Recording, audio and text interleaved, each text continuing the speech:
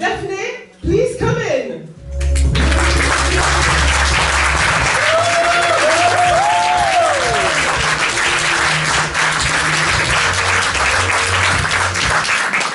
Bonsoir. Bonsoir les gars. Bonsoir.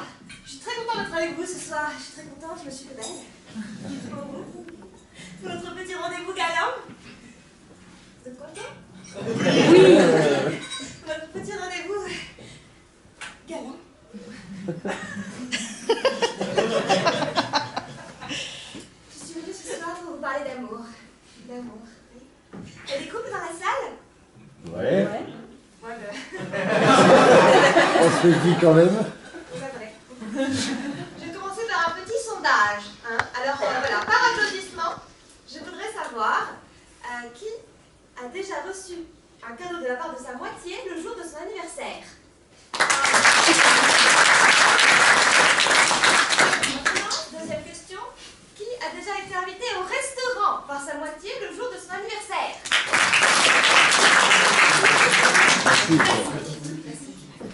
Attention, troisième question. Qui a déjà été invité au restaurant et a reçu des cadeaux de sa moitié le jour de son anniversaire? Les deux ensemble, hein? Ouais, mais un budget resto-cadeau, ça va. Tout le monde ne subit pas la crise, hein, je vois, à Bordeaux. Très bien, très bien. Quatrième et dernière question. Qui a déjà été invité au restaurant par sa moitié le jour de son anniversaire, a reçu des cadeaux et s'était largué au moment de payer l'addition? Ah, je suis pas seule. Qui a applaudi? Et on va continuer à s'applaudir, hein, parce que quand même ça vaut son pesant d'or. Hein. C'est pas rien comme expérience, c'est un peu exceptionnel, un peu unique. J'aurais dû m'en douter quand même, parce qu'il y avait quelques petits indices. Hein. Des petits indices, par exemple, petite vessie. Petite vessie.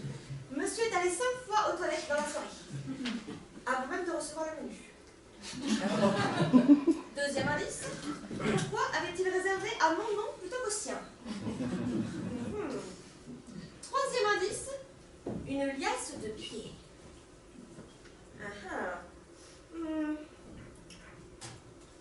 C'est élémentaire, ma chère Watson. Oui, ma chère, hein, Emma Watson de son prénom. Soirée 100% féminine. Un mari infidèle. Eh oui, un mari infidèle. Et oui, comme on dit, hein, qui paye en cash, beaucoup en cash. Non, on dit pas ça? Ben moi je le dis en tout cas, parce que maintenant j'ai compris. Hein, voilà. À mes dépens. Parce que ce maître renard là, ça avait manié le beau langage. Vous me disiez, non mais toi, tant physiquement que moralement, qu'intellectuellement, tu les exploses toutes.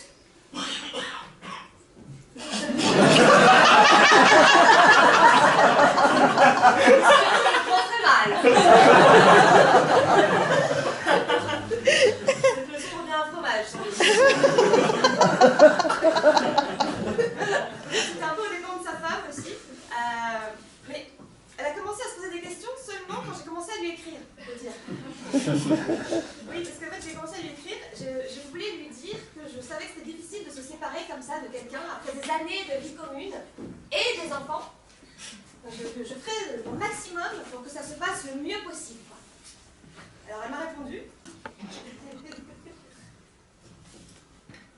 Je ne comprends pas. C'est vrai qu'en ce moment, mon mari est bizarre. Il serait temps de se rendre compte là quand même, parce qu'il est un peu tout le temps chez moi, faut dire... Bon. Je vais le mettre sur vibreur. Vous trouvez qu'elle est con? Non. Non. Moi j'étais très con en revanche. Hein. Le con, vous savez, c'est tout ce qu'il y a de plus féminin. Hein. Vous savez à quoi je fais référence? Hein. Oui, monsieur. Cette délicieuse fleur aux odeurs si suaves. On la compare souvent aux fruits de mer. Dans cette petite farce comique où les femmes sont trompées, nous étions un petit peu les deux dindons, les deux cons de la farce. Hein. Mais j'étais pas qu'une petite conne, hein, j'étais vraiment une grosse conne, tu vois, le modèle Big Mac, comme ça, Giant, avec supplément olive, tu vois ce que je veux dire. Si je me souviens bien, et je me me souviens bien, sa femme était viticultrice. Et vous savez ce qu'on dit? Eh ben, on dit in vino veritas. C'est-à-dire la vérité est dans le vin. Eh ben, elle l'a beau l'avoir culé, là, son vin. Elle n'a pas vu revenir. La vérité. Mais moi non plus. Quand il m'a dit je t'aime, j'ai dit ah non, il faut aimer ta femme et tes enfants. PS, post-scriptum, je ne serai jamais ta maîtresse. Et quand il m'a dit j'ai quitté ma femme, je t'aime, eh ben moi je l'ai cru.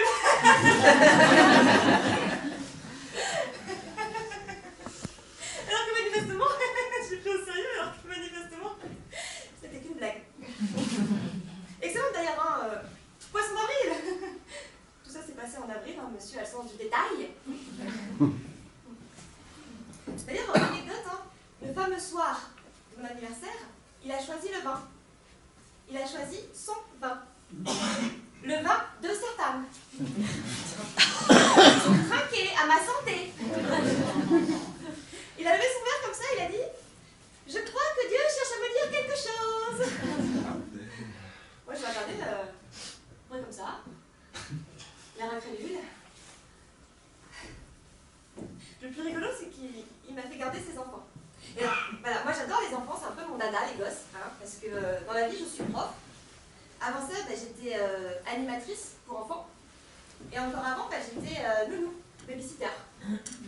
Donc en fait, c'est un peu comme si j'avais été recrutée sur CV, quoi. Parce qu'il me demandait de garder ses enfants pendant qu'il téléphonait à sa femme. En cachette. C'est un peu à se demander qui était la maîtresse de qui, là, dans l'histoire. Hein.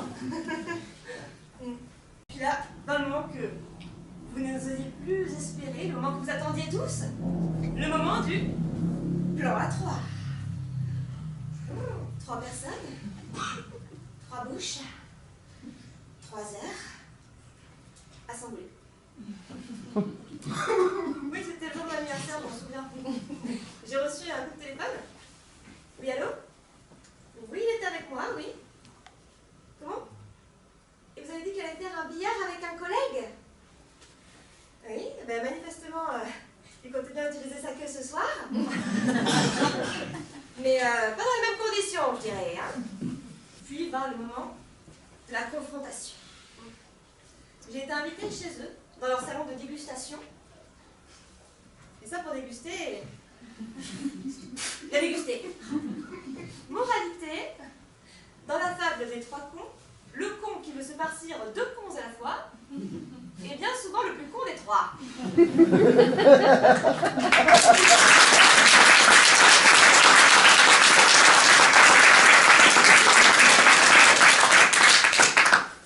Il a quand même réussi à s'en sortir, hein, le type.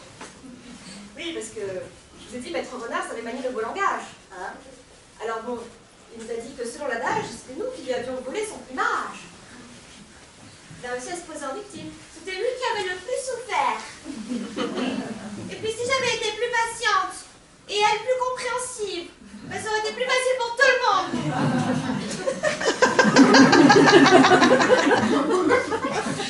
Je l'avais fait de son mieux pour que personne ne souffre. C'était lui qui avait souffert le plus. Oh, chouchou.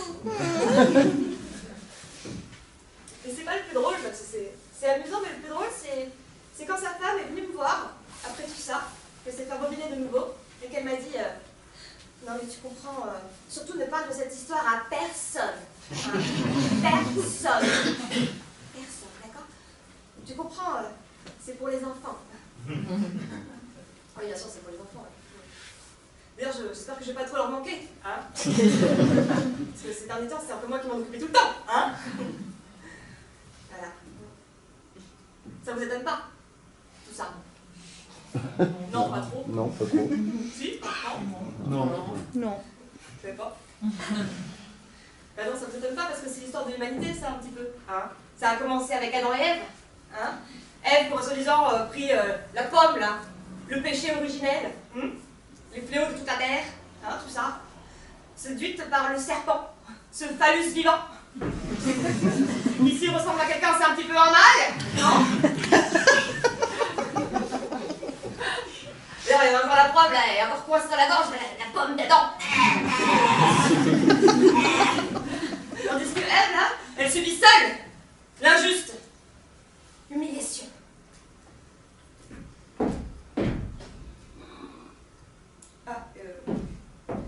Moment de se quitter, pour toujours en ce qui nous concerne, lui et moi.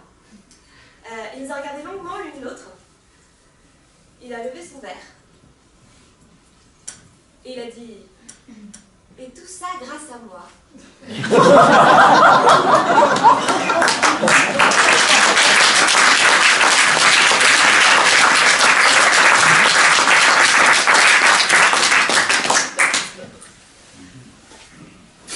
J'avais le sens de la chute quand même. Et n'oubliez pas, tout flatteur est aux dépens de celui qui l'écoute.